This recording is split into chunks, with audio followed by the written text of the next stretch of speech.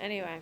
All right, here we go, ladies and gentlemen. Welcome to Writing Week. There is no vocab. There is no focus. It is all Essays. Yes. I'm warning you right now, the faster we move in class, the better your quality of life is at home. Every single day you will have multiple essays. They're more like FRQs than essays, so you'll be fine. The best thing you can possibly do is come to class ready to answer questions and be prepared to move quickly. I am telling you right now, I have zero tolerance in showing up to my class unprepared. Is everyone clear? I will destroy you. It will not go well for you. So, do your essays. Is everyone clear? Show up, be prepared. We do it for 1 week, and then you're back to your normal routine. Is everyone clear? The expectation is you are doing what I'm asking you to do, because it is not easy sitting up here. Believe me. Fourth period, slapped in the face with a reminder of how hard it is sitting up here, because I totally epically failed during fourth period. I misread an essay prompt. We had to literally throw everything away. Here we go. Let's talk AP Comparative Exam Explained. Cross off Monday and write Wednesday. Your exam for AP Comparative is on May 3rd, 2023 at noon is officially when your exam begins. You will be on campus by 11 a.m. because that's what they tell us to tell you. Now, just a friendly heads up, on Monday of that week, May 1st, you have your AP Gov test. It's at 7 a.m. Sorry, I'm trying to get a Gasparilla shirt for Hanky. So, here we go. All right, Monday, May 1st is AP Gov in the morning. You will be on campus by 7 because it's an 8 a.m. start. We're going to meet before you go in, all that stuff. You'll be fine. It's an 8 a.m. start. Which one is going to start on time? 8 a.m. Which one will be a delayed start? Comparative will absolutely be. It is always a late start for the noon exams because they have to clear out everyone from the last one and reset for the next one. There's always a delay. Especially first week. Yes, there will be delays. Okay. You need to know that the exam is a total of 3 hours. Your AP Gov is 3.5 hours. So this one's a little bit shorter than AP Gov. You need to know that your multiple choice, you actually have 60 minutes. That's faster than your AP Gov, okay, because there's no stimulus except for charts. So the test questions are more individual. You don't have pockets and collections based on stuff, okay? So your AP Gov, you'll have little collections.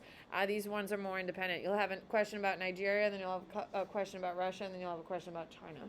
So it'll be varying throughout.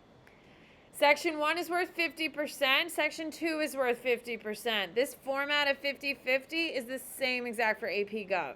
Okay, so the basic format of the test are the same. There's just 3 major variations. The 3 major variations is it's faster for the multiple choice. Okay, it's a shorter time period.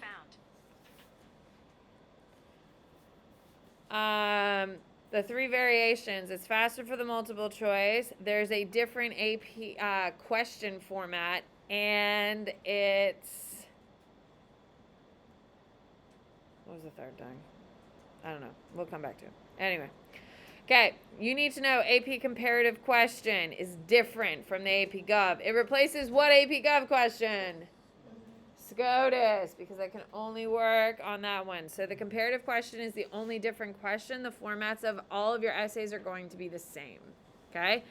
Now, argumentative is the same exact worth, same exact weighting as an AP Gov. I just want you to know it's worth the most. Is everyone clear on that? Hello? Yes. So this one, number 4, is your argumentative essays are the hardest ones. Okay? They think you can do 1, 2, and 3 in 40 minutes, and then you can spend in 40 minutes, and then you can spend 40 minutes on your argumentative essay. Okay, so they think you can write 3 essays in 40 minutes and the argumentative in 40 minutes as well. Okay, it's worth half the points of your essays. The other ones are divided amongst. Everyone clear? If you go through, you will see it's the same exact thing as your AP Gov packet. It just tells you the basics. If you were not here for the last writing week, you should definitely go through it. When we do the AP argumentative essay, APComp 1, we'll go through this a little bit tighter and help you remember the formatting, but we are not working on argumentative today. We'll be doing it at the end of the week because it's the most important essay, so we'll give it our most focus. Yes? Perfect. Okay, I do need you to change one thing. The one with all the charts, I need you to write quantitative. It says comparative analysis. I want it to say quantitative.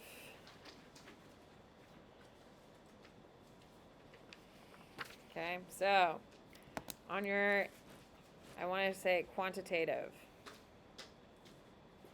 Okay, please listen very carefully. This is what your homework is going to be. Tonight, aka this weekend, okay? For homework, you are going to be doing, if you look on my board over here, you have quantitative 1 for homework.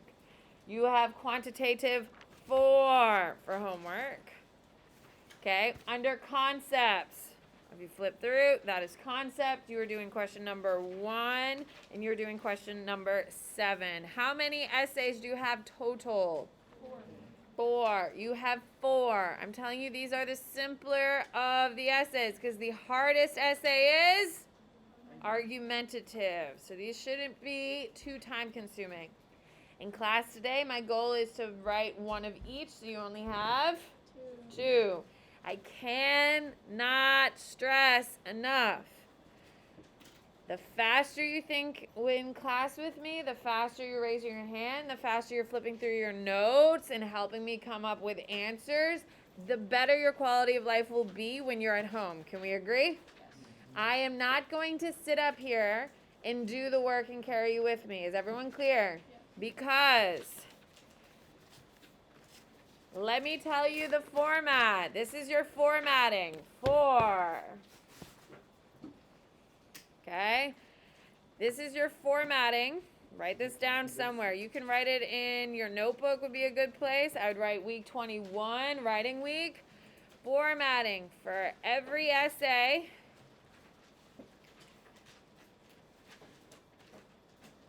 Except argumentative, because that has its own.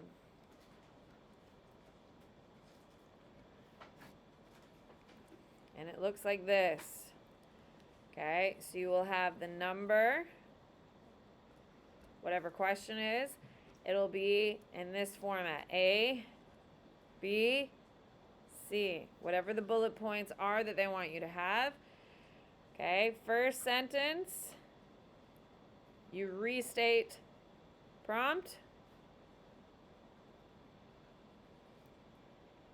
And list the answer to the question. Your second sentence is, how does your answer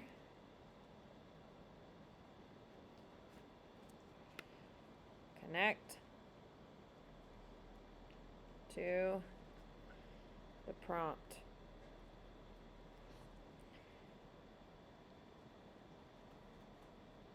Third sentence, may or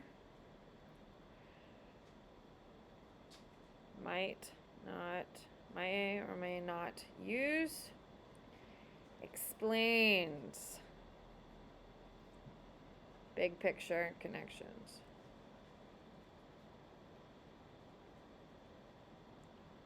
Okay, and then you repeat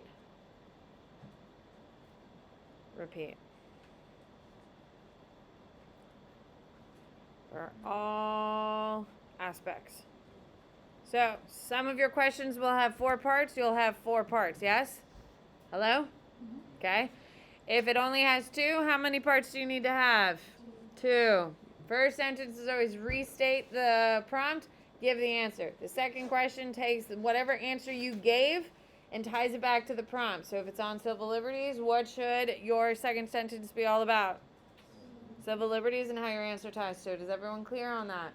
Okay? So that is your basic formatting for every essay except argumentative, because that's a thesis base. This is not thesis. It's technically a free response question. Lilith.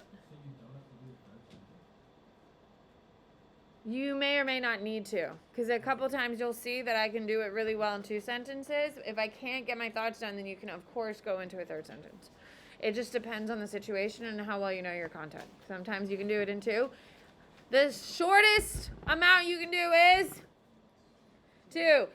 If you are writing more than 3 sentences, you're doing it horribly wrong, because you don't have that much time to answer those questions, because half your time is supposed to be on the argumentative, which is half the points. Is everyone clear on that? You got to play the game. It should be two sentences. Every once in a while, you may have to get a 3rd one in there. Does that make sense? That is all you are doing. Do not write more than 3 sentences, ideally 2 per each thing. We went through this before, yes? Here we go. I am going to let's go to concepts, please. Go to your concept prompts, please. I'm trying to find mine. So you have quantitative and concepts are the 2 essays we are 2 styles that we are working on tonight. Okay, here we go. We will start on number 7 because I like 7. Okay, 7. So at the top, for every essay set, for my preference, and we all know this is all about. Yeah. Thank you.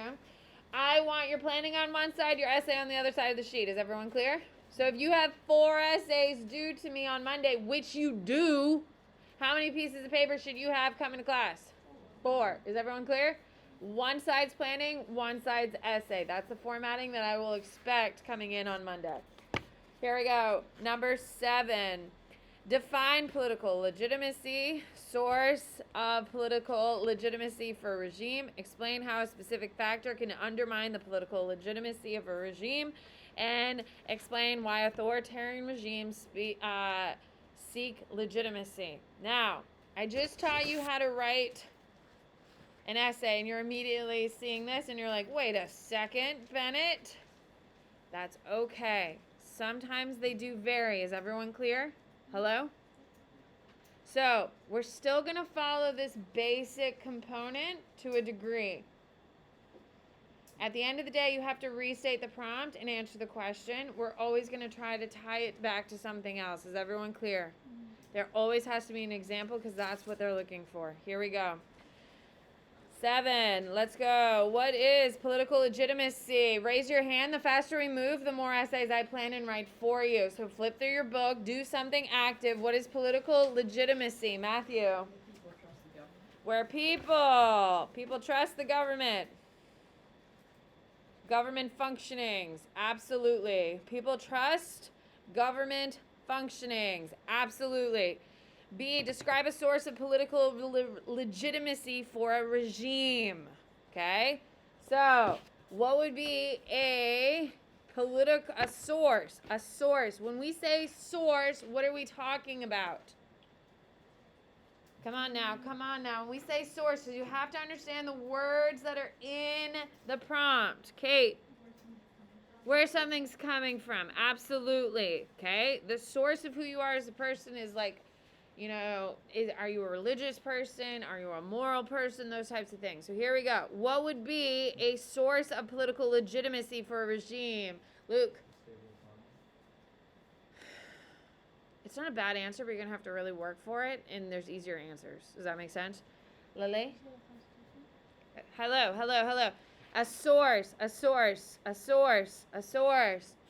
Lilit. Okay. Anna. Like military power? Okay. Guys, we're just saying that people can trust the government, and you're talking about economic, stable economy I will take, but there's an easier one. Adam. Ooh, elections are a good one. Okay. Elections. Okay. Elections equate to what? The people feel like they have a say, yes? Okay, and what is the fancy term for that? Huh? Legitimacy, okay? So we don't get any points for that because there's political legitimacy.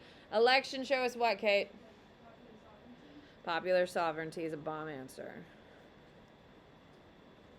Okay, do you see how this is a better answer, Luke? Your answer's not bad, but it's just going to have to work it a lot harder. Here we go. C, explain how a specific factor can undermine the political legitimacy of a regime. Now, I'm telling you, it is better for your answer if you kind of build. If you're doing elections, your C should tie somehow to. There you go. So, what is a specific factor that can undermine the political legitimacy of a regime? Even.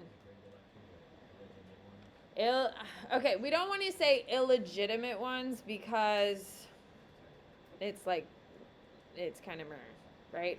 Rigged ones is a better. Rigged or staged elections. Okay, now is this super high level stuff? No, your concept one is the lowest level. Okay, concept, just so you know, you may want to write it, are supposed to be the easiest.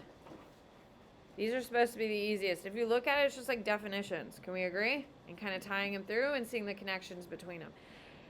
Concept is easiest. Quantitative is like ranked on the easiest scale. Number 2, second easiest. Okay. Comparative is your third. Okay, so we're getting harder of, and then this is your hardest. Okay, so of the rankings, this is number 4 on the hardest scale. This is 3, 2, 1. Everyone clear on what those? So we're starting with the easiest ones and we're moving forward. Okay, here we go. So, rigged elections. Explain how a specific factor can undermine the political legitimacy. So, a specific factor, rigged or staged elections. How can that undermine the political legitimacy of a regime? Lucas. Okay, that's not a rigged or staged election. You can have a one-party system that's not rigged or staged. Now, Lucy? Okay, rigged or staged elections typically lean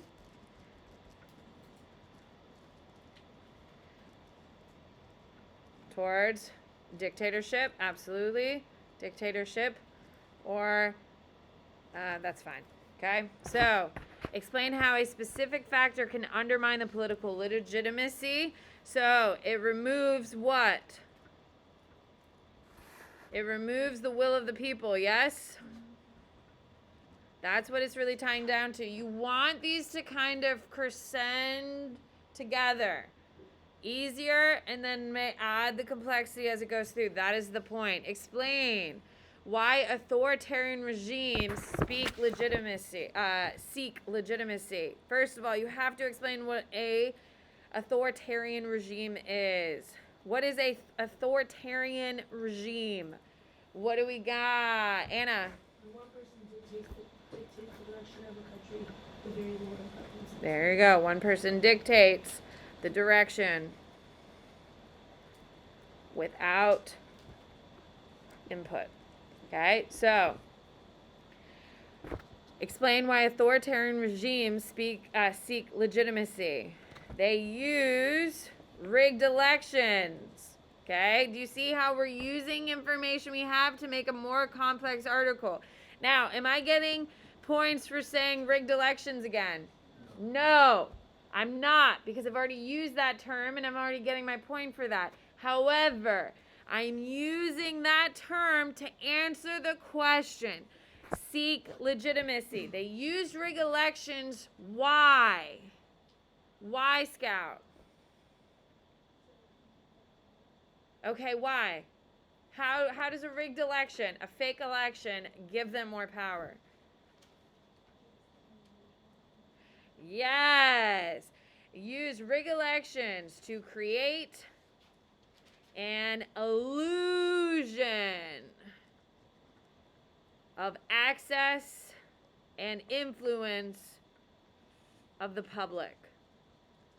Okay? So, when we're writing this, we don't get any points for rig election, but we are getting beautiful points for knowing that it's an illusion in order to have access and influence of the people. Does everyone see what we're doing here?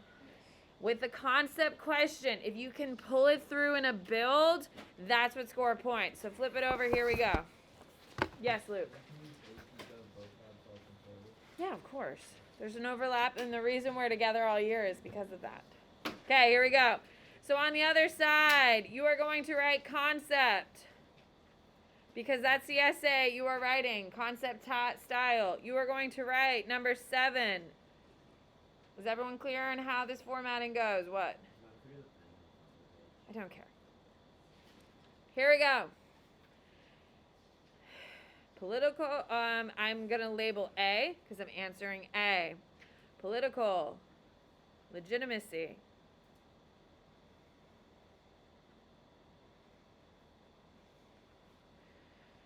Is when people believe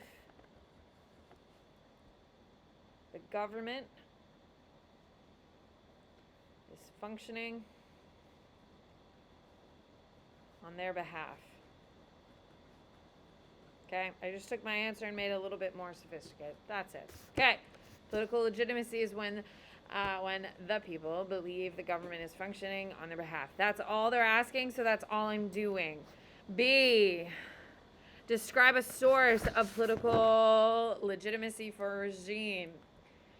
A source of political legitimacy for a regime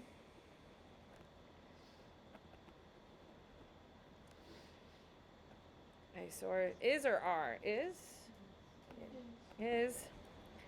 an election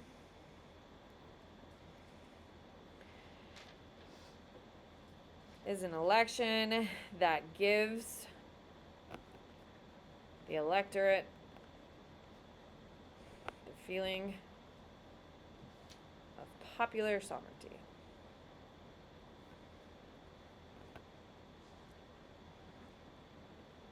There we go. C. Okay. Explain how a specific factor can undermine the political legitimacy of a regime. Here we go.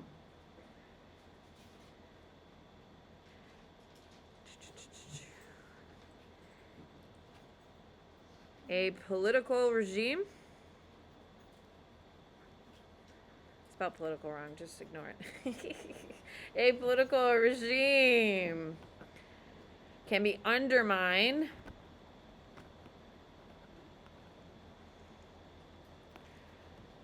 by actual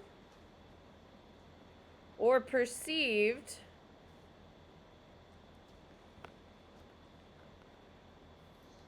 beliefs of a rigged election because with false results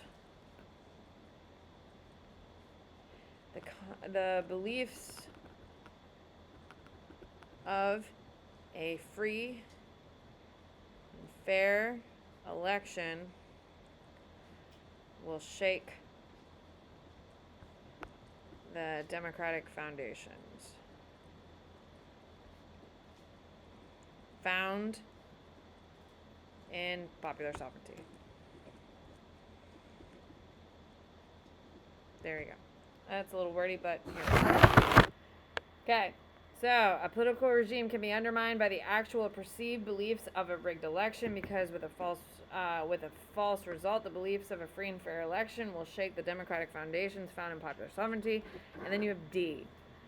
Explain why authoritarian regimes speak legitimacy. Authoritarian regimes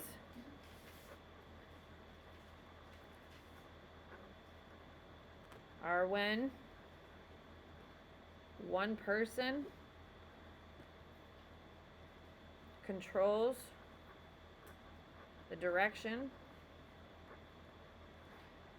of a nation.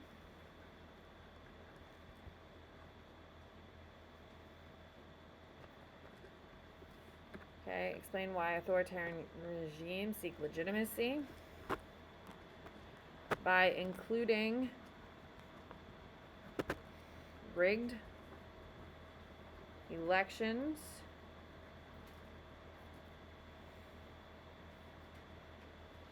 they can foster an illusion of access and influence the individual over the government to garner support. There you go. Nice. Okay. I hope that you see it starts super easy with a definition. Yes? Then it takes a little bit of knowledge base, and kind of pulls it through. Lilith. This is really one long sentences. Now, keep in mind, the easiest ones are typically one sentence and kind of goes through. Now, I'm doing it in one, but you could easily break it up into two. An example of this would be tying it back to the previous example, but I'm trying to keep it. That is how you write a good question. Now, when you get to your other two short ones, it's exactly the format, which you're going to see here in a minute. Does that make sense? Concepts are the easiest ones and should take you the least amount of time, which is why it's one sentence. Keep in mind, we have answered the question completely because of that. Does that make sense? Perfect. Okay, your concept number 7 is done. Perfect. Let's look at our quantitative. So does everyone understand how to format your concept number 1? Yes? Yeah. Now, I will tell you, it is not specifically styled in the exact way. Yes? So, look at your concept application. Explain one reason why both authoritarian states and democratic states use coercion domestically. Okay? So, how I would set it up, I'm trying to help you, is I would say, for number 1, I'd make a note of this. Okay? Your first part. There's no A. I would break it up into paragraphs. Just don't label them because they didn't label theirs. Does that make sense? So, your first thing you should be writing is authoritarian and demo use coercion. Is this you, Ty? Is Bennett?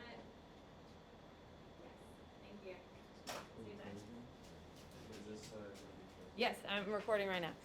Okay, that's what I would do for the first one. Okay, then describe 2 ways the democratic states. So your second, so this is your first paragraph. This is your, it's not paragraph. Do we understand that? Hello? Yeah. And then your third should be constrained. If you look at it, it should make sense. Yes? Demo constrained. If you look at the prompt, democratic states are constrained. So this is how it should be set up. Okay? What does coercion mean? Coercion means a way to force your will. So how do both authoritarian and democratic states use coercion domestically? What's a good example of coercion of a government? How does the government get us to do their will? Andreas? You use police forces? No. I'm Lucas? lobbying? Lobbying is what people do to the government, not the government to its people. Coercion is government to the people. How do the governments make us do what they want? Lucas? Police force is a bomb answer. Police. Policing. Oh, police.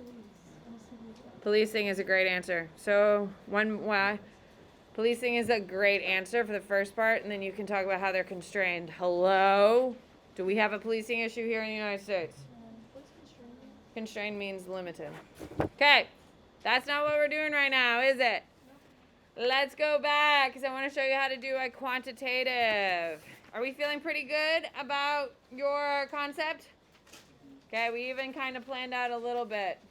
Okay, quantitative, here we go.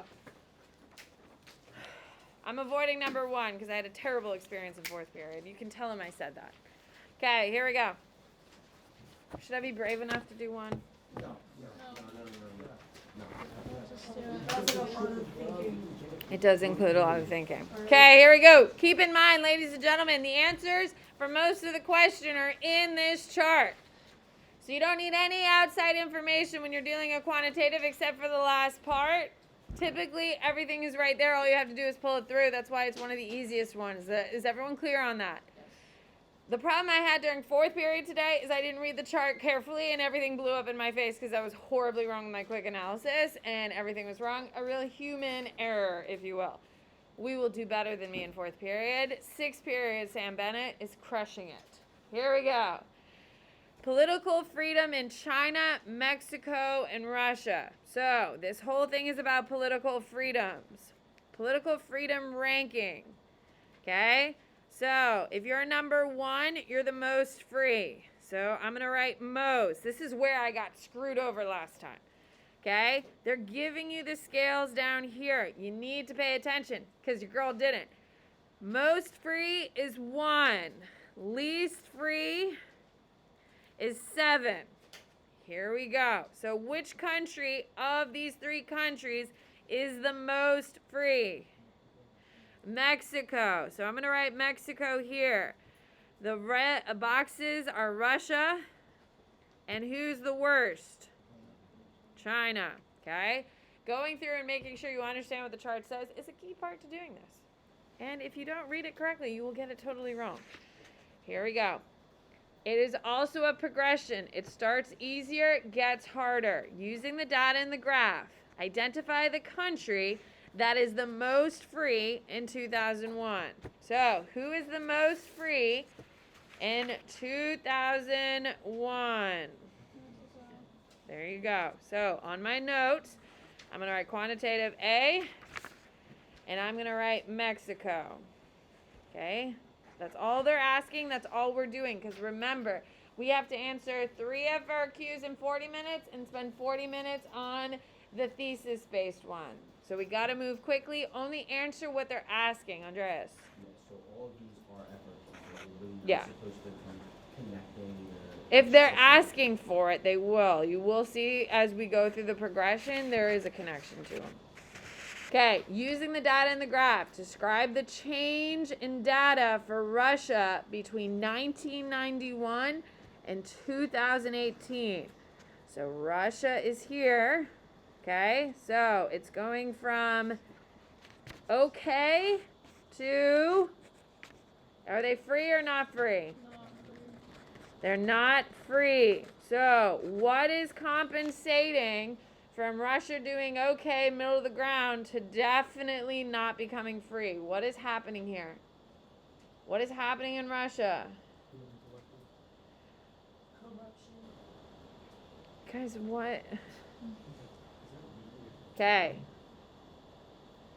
What has collapsed? Soviet Union collapses in 1991, yes? So we have a lot of these policies that are staying in power and consistently. Putin doesn't get in power until the early 2000s. Okay, so in 1995, we start seeing, in 99, we are starting to see him rise in early 1999. Okay, so what is happening in Russia during this time period? Okay, we're seeing the creation of the oligarch system. Who are the oligarchs? Kate.